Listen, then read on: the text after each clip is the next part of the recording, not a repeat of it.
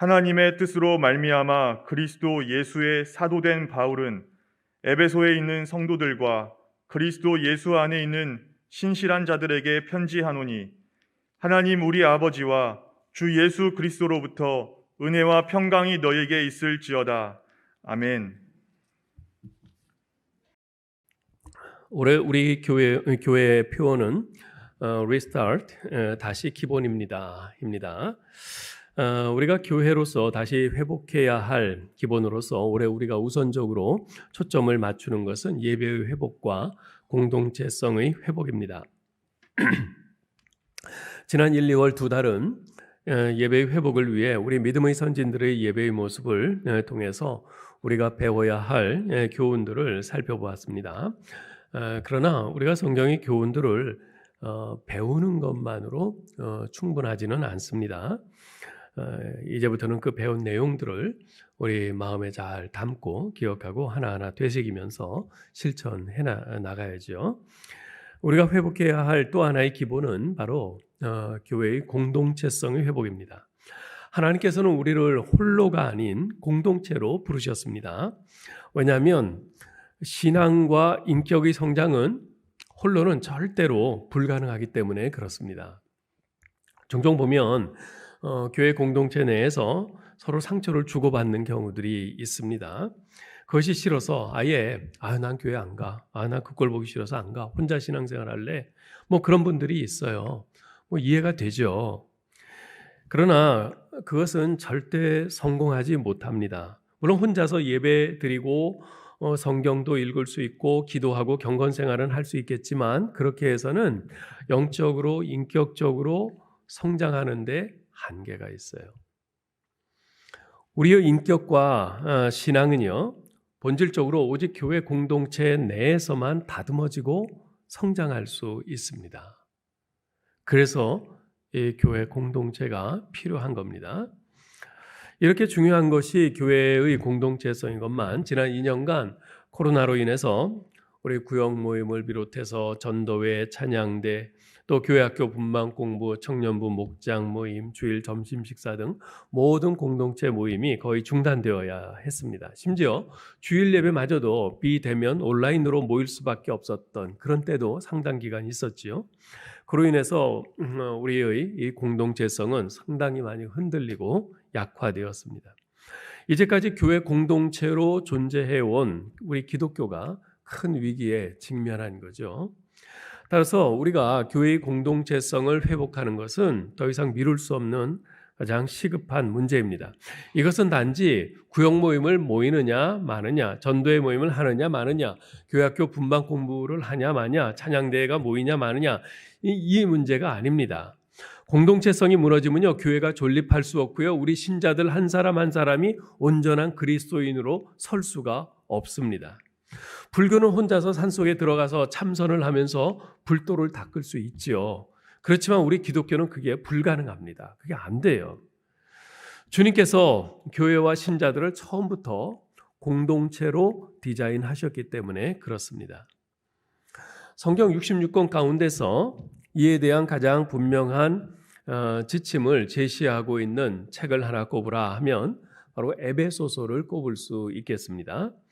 그래서 오늘부터 매주 에베소서를 통해서 교회의 공동체성에 관해 하나님께서 뭐라고 말씀하시는지 하나하나 살펴가고 그래서 이 말씀을 통해서 우리 교회의 공동체성을 다시 잘 확립하고 세우려고 하는 것입니다. 자, 그런데 먼저 여러분에게 부탁드릴 것이 하나 있어요. 여러분, 이 에베소서가 전부 몇 장으로 되어 있습니까? 5장이요? 7장이요? 네, 6장으로 되어 있죠. 그래서 여러분들 모두 일주일에 한 번씩은 에베소서를 꼭 읽고 오시면 좋겠어요. 월요일은 1장, 화요일은 2장, 수요일은 3장, 이렇게 해서 토요일은 6장.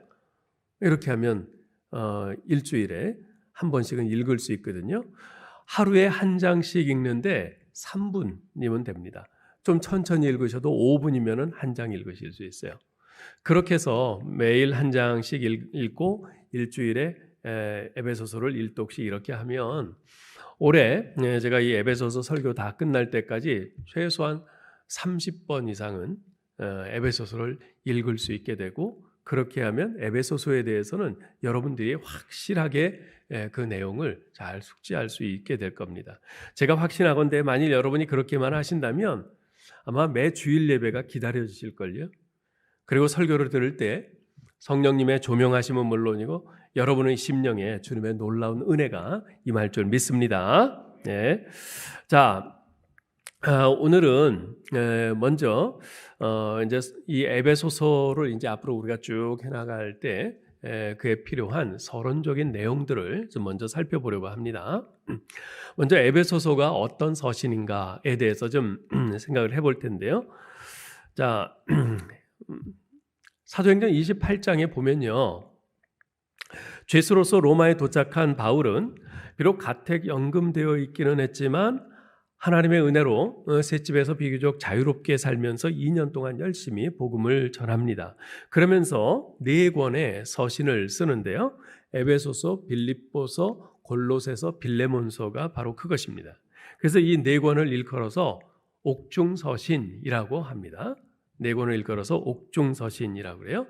에베소서, 빌립보서, 골로새서, 빌레몬서. 자, 그런데 이 4권 중에서도 에베소서는 심오한 하나님의 구원 계획을 세밀히 설명하면서 그것을 교회와 연결시키고 있습니다. 그래서 에베소서는요, 다른 어떤 서신들보다도 교회론에 대해서 아주 깊이 있는 통찰을 제공해주고 있는 서신이라 할 수 있습니다. 물론 에베소서가요, 교회론에만 치우쳐 있는 책은 아닙니다. 가장 기본적인 복음 진리를 비롯해서 예정론, 기독론, 구원론, 종말론 등 우리 기독교의 핵심 진리들을 총망라하고 있어요. 그래서 아주 심도 있게 그것을 설명을 해주고 있죠. 그래서 많은 성경학자들은요, 에베소서를 바울 서신의 면류관이다 또는 바울 서신의 여왕이다 이렇게 부릅니다. 우리가 잘 아는 종교개혁자 존 칼빈은 에베소서를 콕 집어서 서신서 중에서 자신이 가장 사랑하는 책이다 이렇게 부르기도 했지요. 자, 오늘 우리가 읽은 본문 1절, 2절은요, 에베소서의 서론격인 인사말입니다. 우리 같이 한번 읽어보죠. 하나님의 뜻으로 말미암아 그리스도 예수의 사도된 바울은 에베소에 있는 성도들과 그리스도 예수 안에 있는 신실한 자들에게 편지하노니 하나님 우리 아버지와 주 예수 그리스도로부터 은혜와 평강이 너희에게 있을지어다. 아멘. 짧은 인사말이고 어찌 보면 상투적인 인사말일 수 있지만 이 인사말은요, 이제부터 이 에베소서를 차근차근 읽고 상고하려는 우리에게 여러 가지 아주 중요한 정보들을 제공해 주고 있습니다. 자, 먼저 이 저자가 누구인가? 오늘 본문에서는 하나님의 뜻으로 말미암아 그리스도 예수의 사도된 바울이라고 합니다. 사도 바울이 저자라는 거죠. 네. 바울은 자신을 그리스도 예수의 사도라고 이렇게 부르고 있어요. 이 사도라는 말이 무슨 뜻입니까? 사도라는 말은 어떤 특별한 임무를 위해서 보냄을 받은 사람을 사도라고 합니다. 보냄을 받았다는 뜻인데요. 어떤 특별한 임무를 위해서 보냄받은 사람, 이게 사도입니다. 예수님께서 공생의 사역을 하실 때 자신을 따라다니던 많은 사람들 가운데서 12명을 따로 뽑아서 사도로 세우셨죠. 왜 그렇게 하셨습니까? 예수님이 이제 부활승천하신 후에 이 땅에 예수 그리스도의 몸된 교회를 세우도록 하기 위해서 사도를 세우셨죠. 자, 그런데 그들 12뿐만 아니라 우리 주님께서 후에 바울을 또 사도로 세우셨단 말이에요. 바울을 사도로 세우신 이유는 뭡니까? 이방인들에게 복음을 전하게 하기 위해서 세우셨어요. 그래서 사도 바울을 일컬어서 이방인의 사도라 그렇게 부르죠. 이방인들에게 복음을 전하도록. 당시 유대인들에게만 제한적으로 전해지고 있던 복음을 유대인의 울타리를 넘어 이방인들에게도 전해서 그들도 하나님의 백성이 되게 하고 그들도 교회 공동체의 일원이 되도록 하기 위해서 바울을 바로 사도로 세우신 것이죠. 자, 우리는 어떻습니까? 우리는 사도입니까? 아닙니까? 예. 뭐 이렇게 물어보면 이거 큰일 나는 일이기도 한데 우린 사도는 아닙니다. 근데요, 비록 우리가 이 12 제자나 바울 같은 사도는 아니지만요, 주님께서 어떤 특별한 임무를 위해서 여러분과 저를 직분을 주시고 직책을 주시고 세우셨어요. 그렇죠? 저는 목사고 우리 장로님들 계시고 권사님들 계시고 안수 집사님, 서리 집사님들 계시고요. 또 구역장, 구역 인도자 있죠. 또 교사 있죠. 찬양대원 있죠. 우리에게 이런 직분과 직책을 주신 것은 우리에게 어떤 주님의 몸된 교회를 위해서 또 하나님 나라를 위해서 어떤 특별한 임무를 우리에게 주시기 위해서 이런 직분을 주셨단 말이에요. 그런 점에서 본다면 우리에게도 이 사도와 일맥상통하는 점이 있는 거죠. 여러분 잘 기억하세요. 지금 여러분이 어떤 직분을 받고 있습니까? 어떤 직책으로 임명되어 있습니까? 그것은 우리 하나님 나라와 주님의 몸된 교회를 위해 주님을 위해 섬기도록 부름을 받은 것이 특별한 사명을 위해서 부름받은 겁니다. 이것을 잊지 마시기 바랍니다.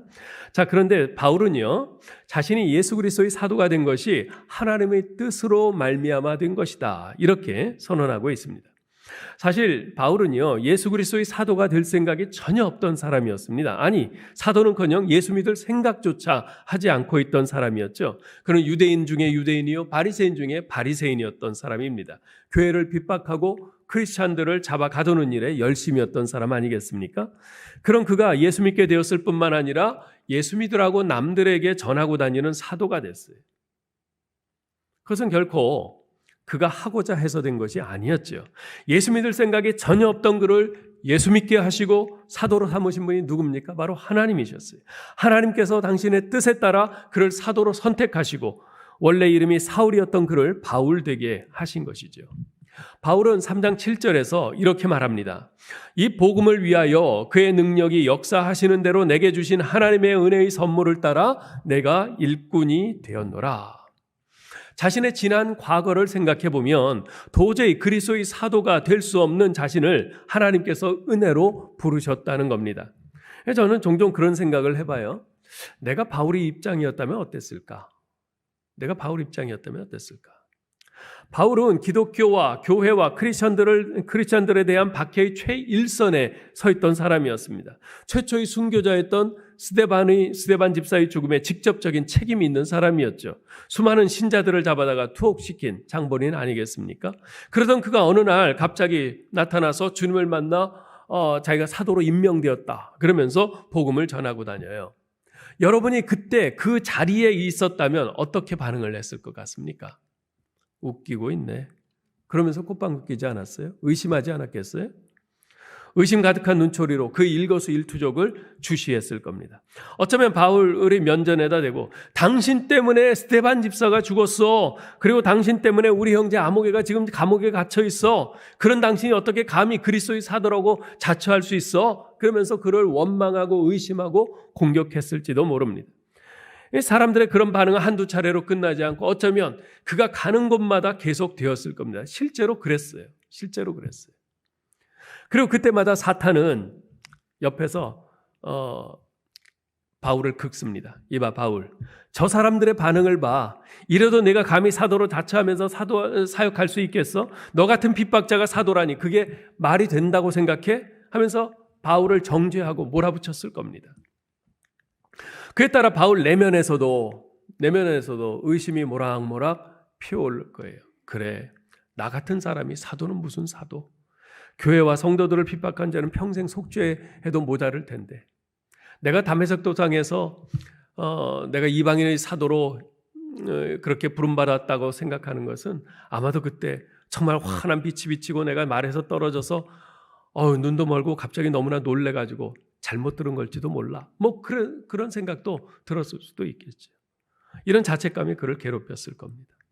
만일 여러분이 바울의 입장이었다면 과연 사람들의 그러한 냉담한 반응과 사탄의 정죄 그리고 자신의 내면에서 끊임없이 솟아나오는 그런 자책감 그런 것들을 견디면서 그 사역을 끝까지 감당할 수 있으시겠어요? 전 자신이 없어요. 못할 것 같아요. 그런데 바울은 어떻게 그러한 정말 사람들의 냉담한 그 반응, 공격, 또 사탄의 정죄 속에서 분출되어오는 자책감 이런 것들을 다 극복하고 사도의 사명을 감당할 수 있었을까요? 바울은 자신이 사도가 된 것은 바로 하나님의 뜻으로 말미암아 된 것임을 끊임없이 반복해서 확인했던 것입니다. 이 바울의 사도성에 대해서 공격한 사람들이 굉장히 많았어요. 그런 공격을 받을 때마다 고민했겠죠. 괴로웠겠죠. 근데 그때 다시 하나님께 나아가는 겁니다. 그래서 하나님의 뜻으로 말미암아 자기가 사도가 된 것임을 다시 한번 확인하고 다시 한번 마음을 다잡고 서는 겁니다. 사탄이 공격해올 때도 역시 마찬가지였어요. 자기 속에서, 자기 내면에서 그런 의심이, 죄책감이 들면서 난 아니야 라는 생각이 들 때마다 또 마찬가지였어요. 그는 평생 그것을 잊지 않았습니다. 돌에 맞아 죽어가면서 자신을 바라보던 스데반 집사님의 모습이 자신을 괴롭힐 때마다 바울은 하나님의 부르심을 다시 한번 확인하고 그 자리로 돌아갔어요. 그 결과 그는 흔들리지 않는 믿음으로 자신의 일생을 하나님께 헌신하며 살 수가 있었죠.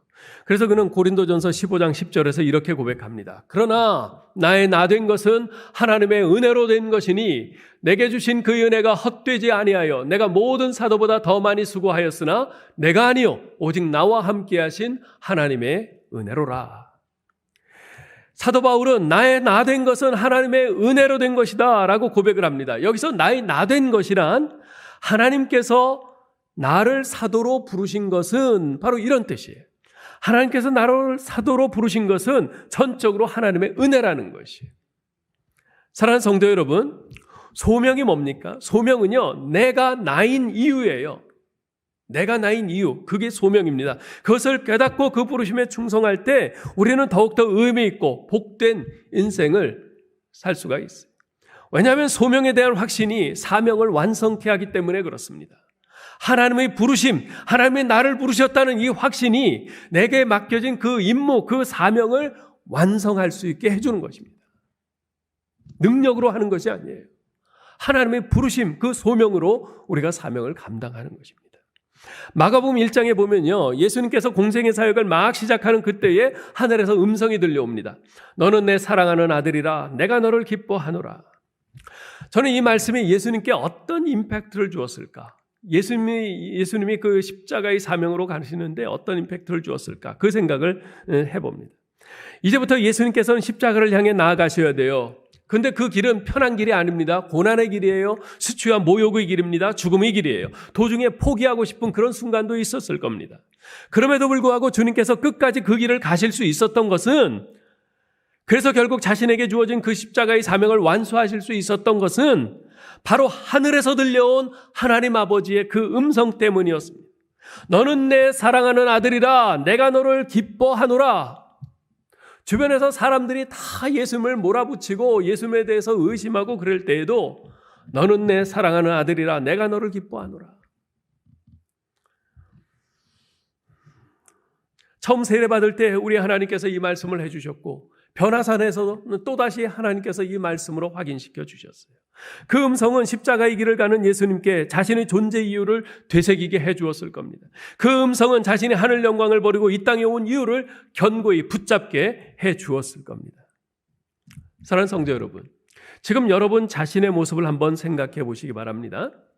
나의 내면의 모습이든 아니면 외적인 모습이든 과거 여러분이 소원하고 바랬던 그 모습 그대로 된 분 있습니까? 없을 겁니다. 단 한 사람도 없을 거예요. 어떤 소원과 결심을 가지고 내가 출발했다 하더라도 예기치 않게 직면하게 되는 그런 환경과 상황들로 인해서 우리 인생은요, 처음 생각했던 것과는 많이 다른 방향으로 밀려가고 궤도를 이탈하고, 그래서 현재의 모습이 된 겁니다. 그렇죠? 그러나 그렇다 하더라도요, 여러분이 계획하고 생각한 대로 되지 않고 많이 벗어나서 왔다 하더라도 절대 실망하거나 낙심하지 마시기 바랍니다. 그것은 나의 계획이 틀어진 것이지 나를 향한 하나님의 계획이 틀어진 것은 아니기 때문에 그렇습니다. 내 아들아 사랑한다. 너 때문에 나는 기쁘단다. 말씀하시는 우리 주님의 음성을 들으실 수 있으면 좋겠어요. 나를 부르시는 우리 하나님의 음성을 듣고 다시금 용기를 내서 앞으로 달려갔으면 좋겠습니다. 내가 거기 있어서, 내가 지금 이 모습이어서 나는 참 기쁘다. 내가 그 자리에서 그 일을 맡아주어서 나는 정말 좋단다. 말씀하시는 우리 주님의 음성을 듣고 그것을 사명으로 받아 다시 한번 헌신의 다짐을 하시면 좋겠습니다. 설령 내가 그 일을 못 해낸다 하더라도 좋아요. 괜찮아요. 왜냐하면 그 과정 속에서 하나님께서는 나를 하나님께서 원하시는 모습으로 빚어가실 것이기 때문에 그렇습니다.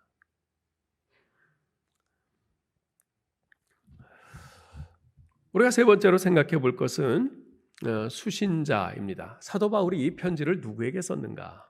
오늘 1절 하반절에선 에베소에 있는 성도들과 그리스도 예수 안에 있는 신실한 자들에게 썼다고 말합니다. 이 편지는 에베소 교회에 보낸 편지예요. 에베소는 도시 이름인데요. 어떤 도시입니까? 로마의 총독이 주둔해서 관할하는 소아시아, 오늘날 터키 지역의 수도와 같은 아주 정치와 상업의 중심지였습니다. 여러분, 당시에는 전부 그 지중해 전 지역이 로마의 식민지 아니겠어요? 그런데 로마가 이렇게 각 지역에 총독을 보내서 관할하고 다스리게 합니다. 그런데 총독이 주둔하는 곳은 아무데나 주둔하질 않아요.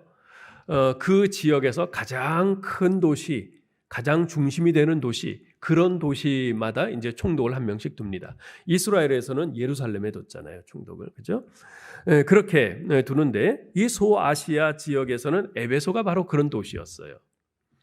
이 에베소는 큰 항구를 또한 끼고 있었기 때문에 로마와 이 동방을 연결하는 아주 교통과 상업의 연결고리 역할을 하는 그런 도시였죠. 그래서 상인들이 이 도시로 막 무리를 지어왔고, 그러다 보니까 자연히 여러 나라 많은 민족들, 인종들이 서로 섞여 사는 그런 도가니와도 같은 곳이었어요. 거리마다 헬라인, 로마인, 유대인, 이방인 등 무려 당시에 50만 명이나 되는 많은 사람들이 뒤섞여 살고 있었던 곳이 에베소입니다. 당시 50만 명이라 그러면 굉장히 큰 도시죠. 네. 종교적으로는 특별히 황제를 숭배하기 위해 바쳐진 신전이 무려 3개나 될 정도로 로마 제국 내에서도 아주 대표적인 황제 숭배의 도시로 아주 명성이 자자했습니다. 보통은 황제 숭배하는 신전이 하나 있기도 힘들거든요.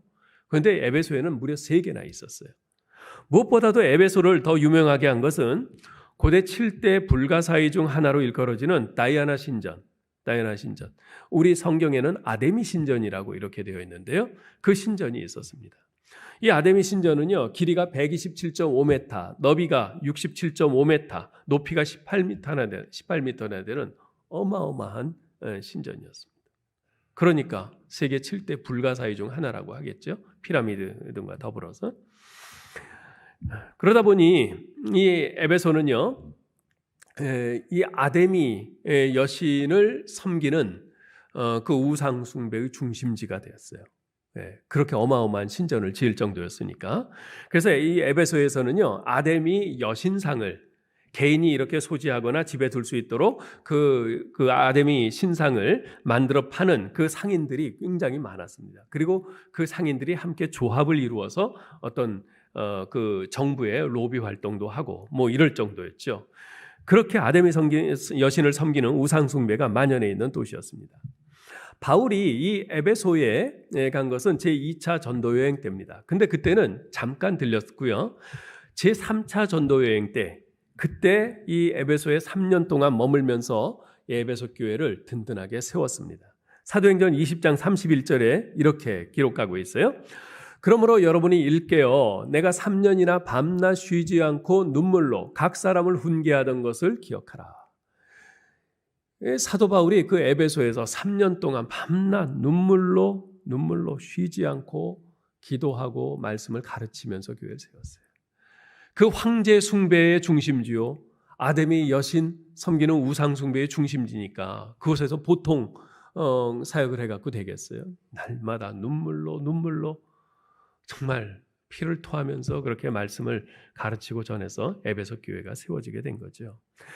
그렇게 3년 동안 사역한 후에 바울이 떠난 다음에는요, 아골라와 브리스길라 부부, 또 아볼로, 디모데, 두기고 등이 이어서 그 에베소 교회를 목회하며 섬겼습니다. 그리고 이 에베소는요, 사도 요한이 예수님의 모친 마리아와 함께 말년을 보낸 곳이기도 합니다. 그래서 지금도 이 에베소에 가보면요, 마리아의 묘가 무덤이 아직 있어요. 거기에. 자, 이런 에베소에 세워진 교회에 보낸 편지가 바로 에베소서인데요. 자, 근데 1절에 다시 보세요. 이 편지의 수신자들을 이렇게 표현합니다. 에베소에 있는 성도들과 그리스도 예수 안에 있는 신실한 자들. 자, 이 말을 보면요, 사도 바울이 두 그룹에 이 편지를 보낸 것처럼 보여요. 에베소에 있는 성도들, 그리고 그리스도 예수 안에 있는 신실한 자들. 이 두 그룹이 수신자인 것처럼 이렇게 보여요. 그런데요, 이 헬라어 원문에는요, 에베소에 있는 성도들이란 말과 그리스도 예수 안에 있는 신실한 자들이란 말이 하나의 관사 안에 들어 있습니다. 하나의 관사 안에 들어있다는 말은 이 두 그룹이 서로 다른 그룹이 아니라 한 그룹이라는 거예요. 같은 사람들이라는 거예요. 따라서 오해를 없이 하기 위해서 이렇게 번역하면 좀 더 정확할 것 같아요. 에베소에 있는 거룩하며 신실한 그리스도 예수의 사람들, 그들에게 편지한다. 자, 이러면 한 그룹인 게 확실해지죠. 에베소에 있는 거룩하며 신실한 그리스도 예수의 사람들. 네. 자, 근데 지금 사도 바울은요, 이 에베소에 있는 성도들을 이야기할 때 거룩한 사람들이라고 하고 또 신실한 사람들이라 그래요. 이 두 개의 단어는요, 그리스도인들을 두 가지 입장에서 표현한 단어들입니다. 첫째로 하나님의 입장에서 볼 때 우리 그리스도인은요, 하나님께서 거룩하게 구별하신 사람들이라는 거예요. 하나님 입장에서 볼 때, 하나님 입장에서 볼 땐 그렇잖아요.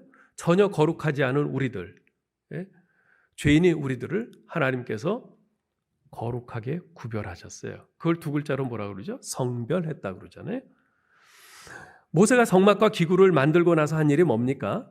성막과 기구들의 관유를 전부 바릅니다. 그렇게 해서 거룩하게 구별하는 일을 했지요. 마찬가지로 우리 그리스도인은요, 하나님께서 거룩하게 구별하신 사람들입니다. 하나님께서 여러분과 저 한 사람 한 사람의 인격에 찾아오셔서 성령의 능력으로 거듭나게 하시고 하나님의 교회 공동체 안으로 우리를 들어오게 하셔서 구별해서 세우신 사람들이에요. 그래서 하나님 입장에서 볼 땐 우리는 하나님께서 거룩하게 성별하신 사람이다. 이거죠. 그래서 우리 그리스도인은요, 우리가 비록 이 세상에 발을 딛고 살기는 하지만 우리는 세상에 속한 사람이 아닙니다. 하나님 나라에 속한 사람이에요. 왜냐하면 거룩하게 구별됐기 때문에, 구별된 사람들이기 때문에. 둘째로 우리 인간의 입장에서 볼 때는 어떤가? 우리 인간의 입장에서 볼 땐 그리스도인은 예수 그리스도를 믿는 믿음의 사람이에요. 예수 그리스도를 믿는 믿음의 사람이에요. 여기서는 신실하다 그렇게 되어 있는데요. 이 신실하다는 말은 믿음에 거한다, 믿음을 실천한다 이런 뜻이에요. 네. 그래서 우리 입장에서 볼 때는 우리는 예수 그리스도를 우리가 믿는 사람이에요. 믿는 사람. 자, 사실 하나님께서 우리를 성령으로 거듭나게 하시고 거룩하게 하신 것이지만 우리 입장에서 볼 때는 어때요? 우리가 예수 믿기로 결단한 거잖아요. 여러분들이 예수 믿기로 결단해서 예수 믿고 지금 이 자리에 나와 있는 거죠? 아닌가요? 맞죠? 우리가 내가 예수 믿어야지 그래서 나왔잖아요. 얘 내가 믿고 나온 거잖아요. 내가 교회 가야지 하고 나온 거잖아요. 그죠? 사도행전 16장 31절에 보면 이렇게 말합니다. 주 예수를 믿으라. 그리하면 너와 네 집이 구원을 얻으리라. 분명히 우리에게 믿으라 하고 이렇게 권면하고 있어요. 믿으라. 우리의 결단을 촉구하는 거예요. 믿음의 결단을. 그런데 사실 우리가 내가 예수 믿는다고 하지만 그 믿음조차도 사실은 하나님의 은혜의 선물이에요. 에베소서 2장 8절에서 이렇게 말합니다. 너희는 그 은혜에 의하여 믿음으로 말미암아 구원을 받았으니 이것은 너희에게서 난 것이 아니요 하나님의 선물이라. 하나님께서 우리에게 이 선물로서 이 믿음을 주셨기 때문에 우리가 비로소 예수님을 나의 구원자라 알고 믿겠다고 결단할 수 있었던 것이라 그 말입니다. 자, 그런데 여러분 우리가 생각해 볼 것이 있어요. 2000년 전 당시 에베소 교회의 성도들만 하나님께서 거룩하게 구별하신 성도요 예수 그리스도를 믿는 신자입니까? 아니죠. 지금 이 자리에 있는 여러분과 저도 하나님께서 성별하신 성도요 예수 그리스도를 믿는 신자입니다. 아멘. 예. 자, 그렇다면 사도 바울이 쓴 이 에베소서는요 2000년 전 에베소 교회 성도들을 위해 기록된 책일 뿐만 아니라 오늘 이 시대를 살아가는 우리 그리스도인들을 위해서도 기록된 책인 줄 믿습니다. 따라서 하나님의 은혜로 예수 믿고 거룩한 하나님의 백성이 된 신자라면 누구나 이 에베소서의 말씀에 귀를 기울여야 합니다. 그럴 때 이 서신은 성령의 역사로 말미암아 우리 모두를 하나님의 사람으로 더욱 거룩하고 그리스도 안에서 신실한 자로 빚어낼 것입니다. 한 가지 더 생각을 해볼 것이 있는데요. 그것은 마지막 인사말입니다.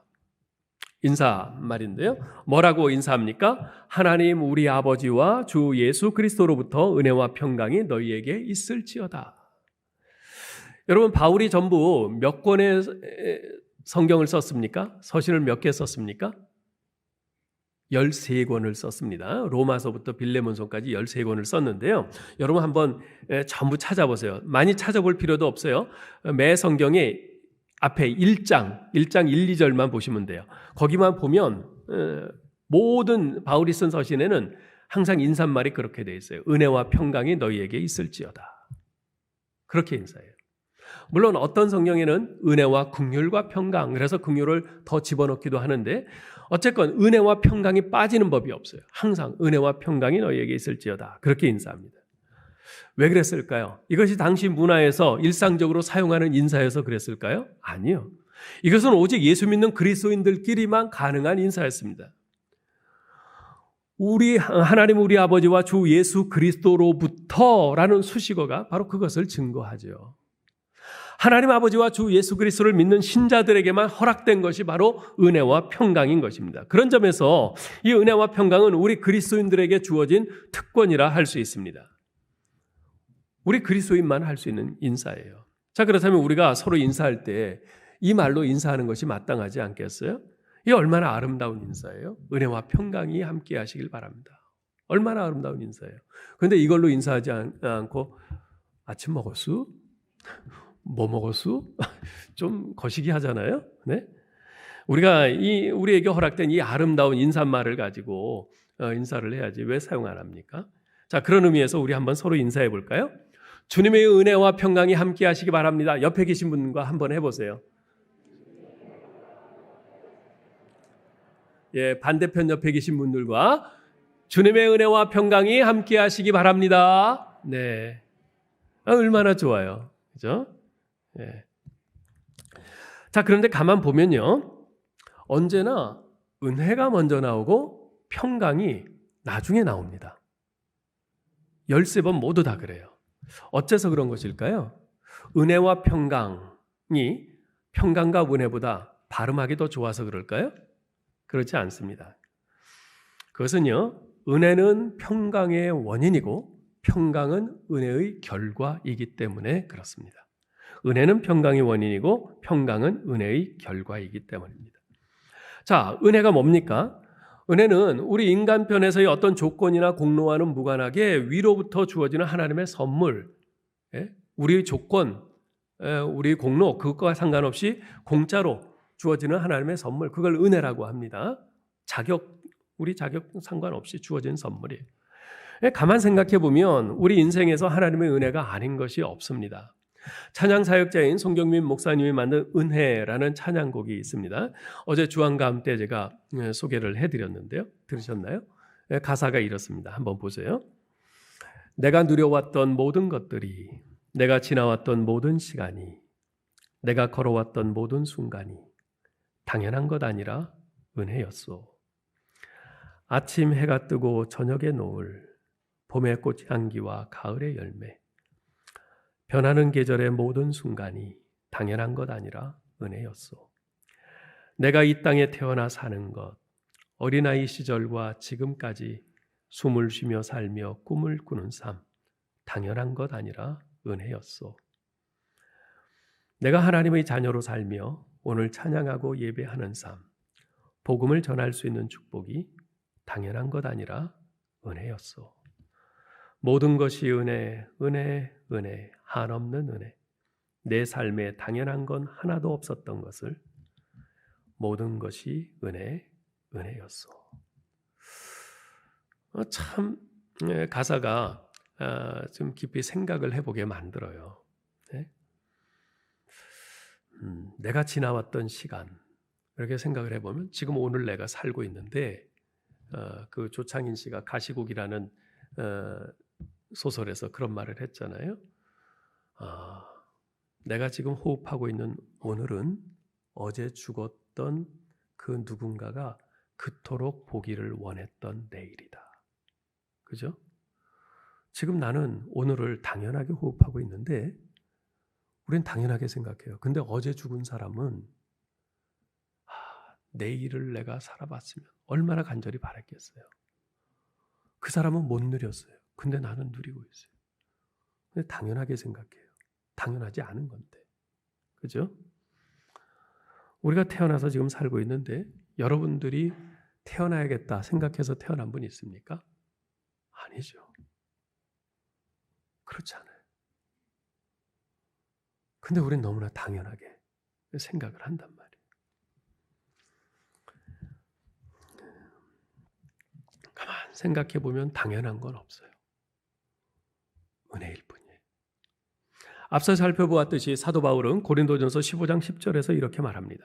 그러나 나의 나 된 것은 하나님의 은혜로 된 것이니 내게 주신 그의 은혜가 헛되지 아니하여 내가 모든 사도보다 더 많이 수고하였으나 내가 아니요 오직 나와 함께 하신 하나님의 은혜로라. 그렇습니다.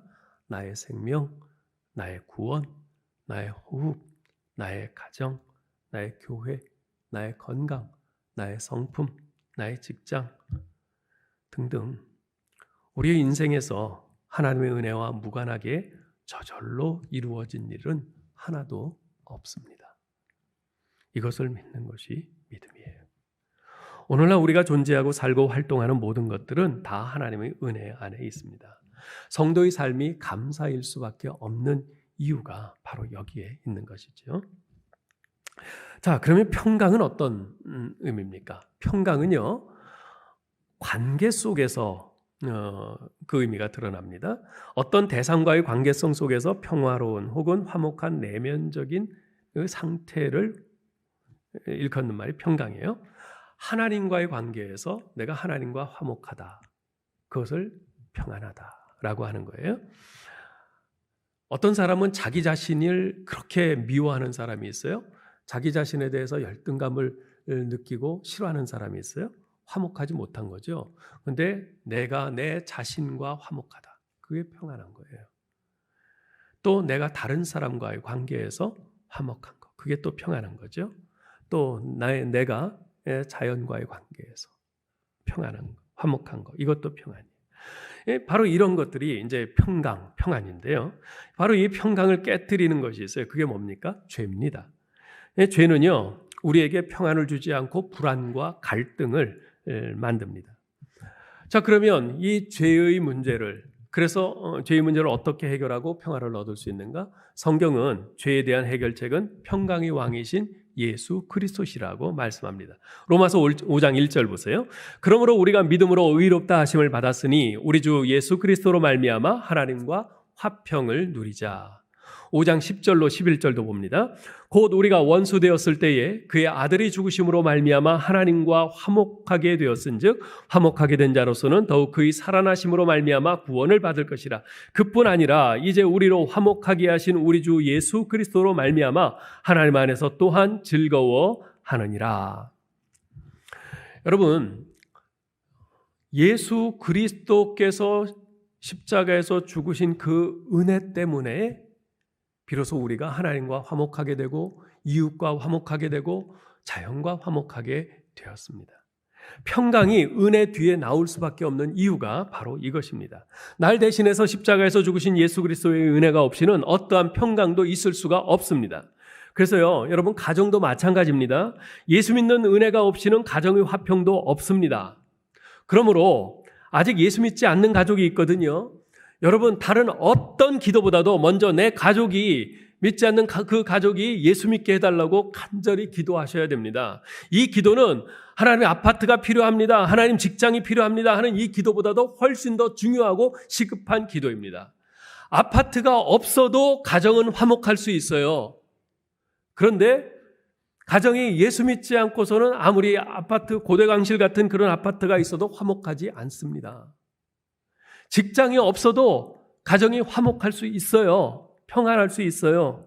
그런데 예수 그리스도를 믿지 않으면 그 가정은 아무리 빵빵한 직장 갖고 있어도 화목하지 않습니다.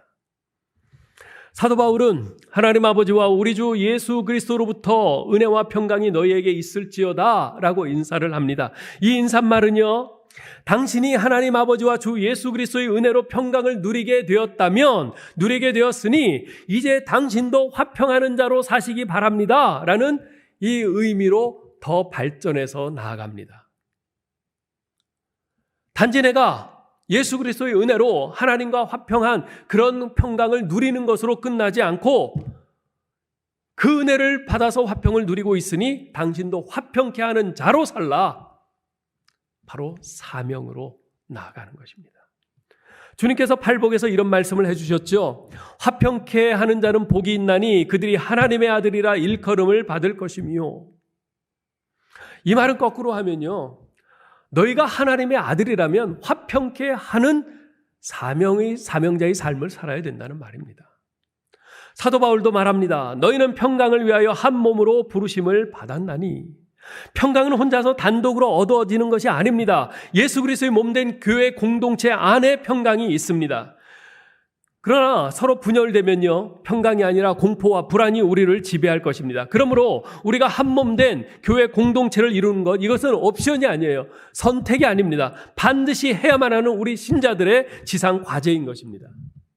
우리 신자들은 나 혼자만 고고하게 떨어져서 나 혼자만 평안을 누리면서 살도록 그렇게 되어 있지 않습니다. 그럴 수가 없습니다.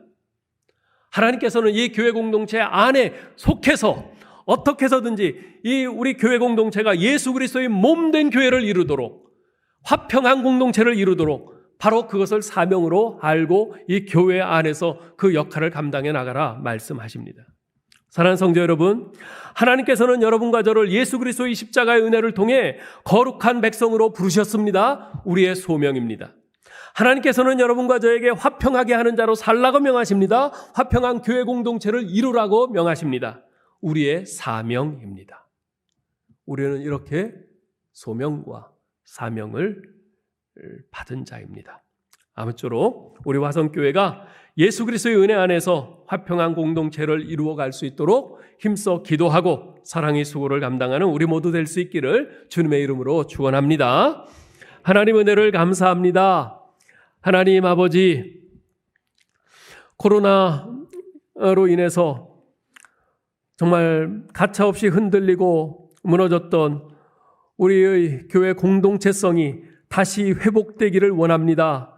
하나님, 이 에베소서 말씀을 한 절 한 절, 한 장 한 장 우리가 상고하고 보아나가면서 우리 하나님께서 우리에게 구원을 허락하시면서 하나님께서 의도하셨던 계획이 무엇인지를 더 분명히 깨달아 알 수 있도록 도와주시고, 그래서 우리가 함께 그리스도의 몸된 교회 공동체, 화평한 교회 공동체를 이루어가는 것이 그 무엇보다도 중요함을 깨달아 알고 우리가 힘써 그러한 우리 화성교회를 세워나가기를 간절히 원합니다. 하나님, 우리 사랑하는 모든 성도들, 우리를 거룩한 자로 부르신 그 부르심을 늘 잊지 않고 기억하면서 우리가 스스로 부족함을 느낄 때 많지만 우리 하나님께서 우리에게 은혜로 우리를 부르셨으니 그 은혜에 감사하는 마음으로 화평케 하는 자로서 사랑의 수고를 기꺼이 감당하면서 교회를 세워가는 우리 모두 되게 하여 주옵소서. 예수 그리스도의 이름으로 기도하옵나이다. 아멘.